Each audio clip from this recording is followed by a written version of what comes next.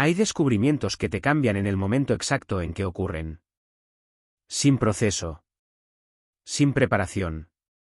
Sin la posibilidad de elegir cómo recibirlos porque simplemente están ahí antes de que puedas decidir nada. El mío ocurrió un miércoles por la tarde. Con las llaves del garaje en la mano y la certeza absoluta de que iba a encontrar lo que siempre encontraba cuando abría esa puerta. Mi coche. Las cajas de las últimas mudanzas que nunca terminamos de desempacar. La bicicleta que llevaba 2 años sin usar. Lo que encontré fue otra cosa. Pero para entender lo que significó ese miércoles necesito contaros lo que había antes de él. Llevaba 7 años con Andrea. 5 casados.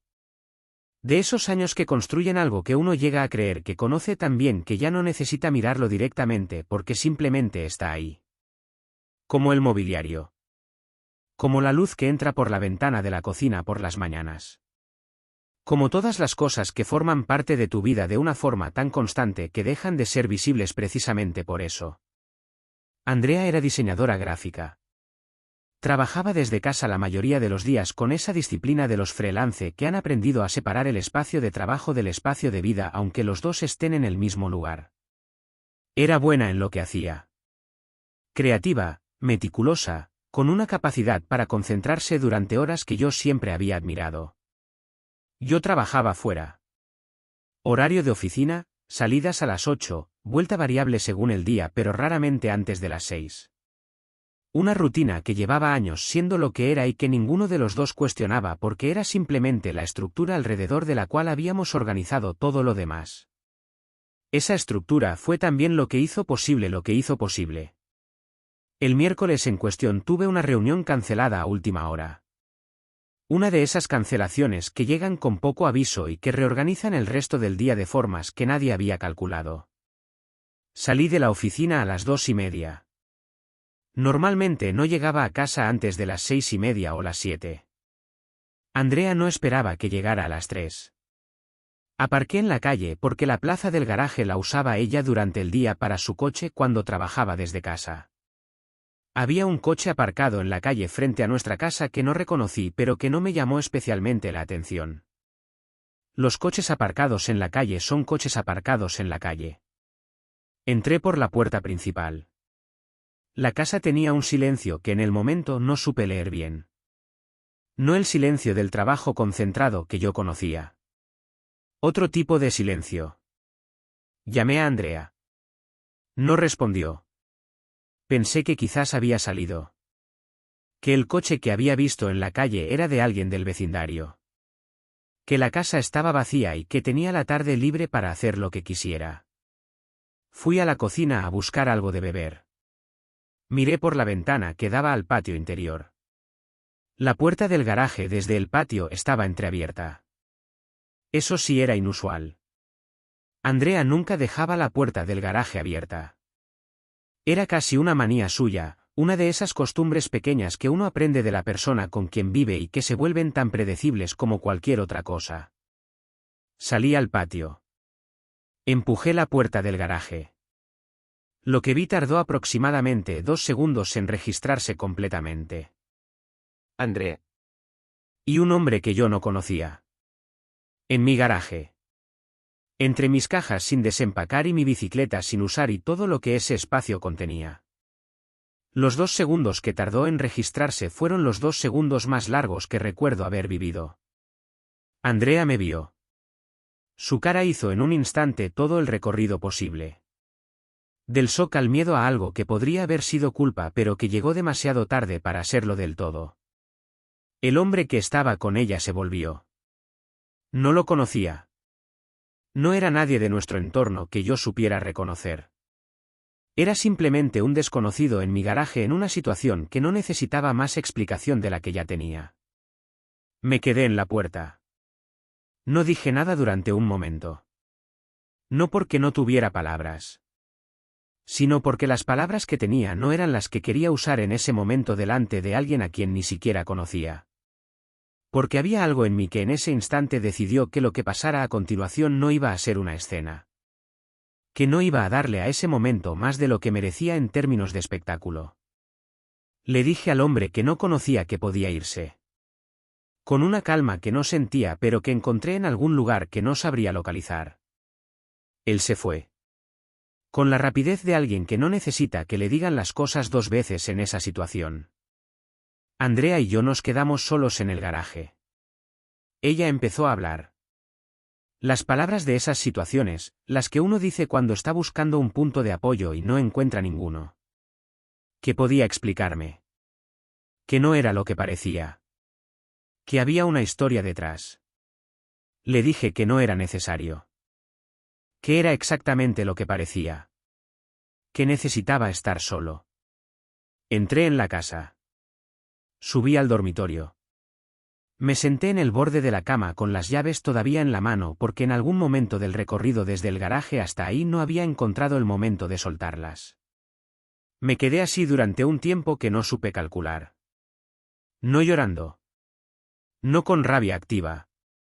Sino con esa quietud específica que viene cuando algo que era muy grande de repente ya no está y el espacio que deja es demasiado para procesarlo de forma inmediata. Andrea subió al cabo de un rato. Se quedó en la puerta del dormitorio sin entrar. Me preguntó si podíamos hablar. Le dije que sí. Que podíamos hablar. Pero no ese día. Que ese día necesitaba que me dejara. ¿Se fue?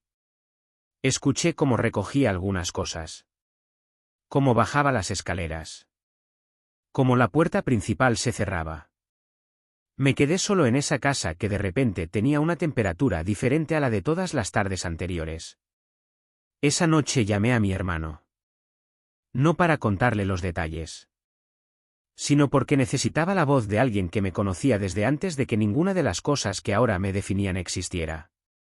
Hablamos de nada en particular durante un rato y eso fue exactamente lo que necesitaba. Los días siguientes tuvieron esa textura de lo que se está deshaciendo.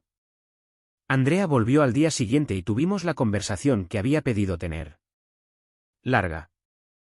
Con todas las capas que tienen estas conversaciones cuando hay años de historia compartida y cuando la persona al otro lado está intentando que entiendas algo que en realidad no tiene una explicación que cambie lo que es. Lo que emergió de esa conversación no fue un momento único de traición sino una situación que tenía su propio tiempo. Que había existido en paralelo a lo nuestro durante más meses de los que yo habría querido saber aunque necesitara saberlo. El garaje no había sido la primera vez. Era simplemente donde los había encontrado yo.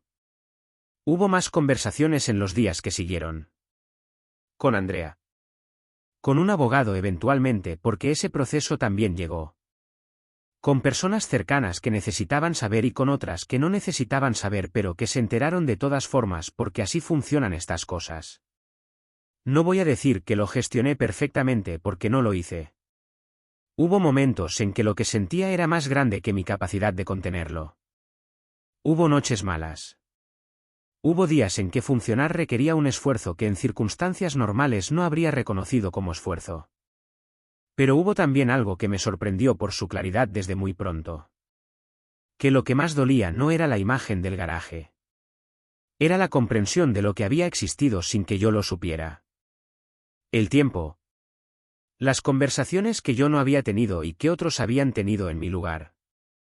Los momentos que yo había interpretado de una forma y que tenían otra interpretación que no había visto.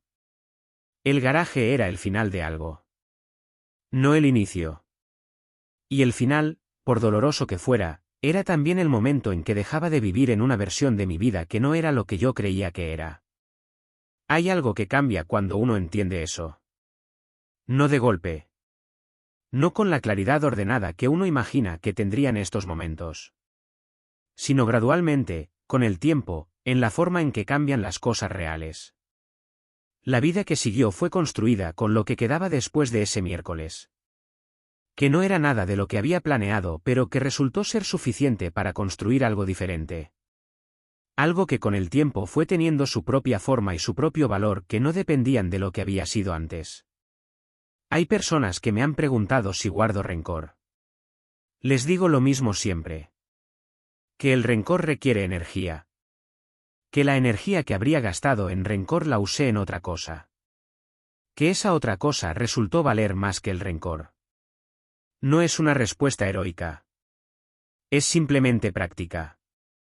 Lo que sí guardo es el aprendizaje de ese miércoles. No sobre la traición en sí, sino sobre lo que vino antes de ella. Sobre las rutinas que se vuelven invisibles precisamente porque son rutinas. Sobre la diferencia entre asumir que sabes cómo está algo y tomarte el tiempo de verificar que efectivamente está como crees.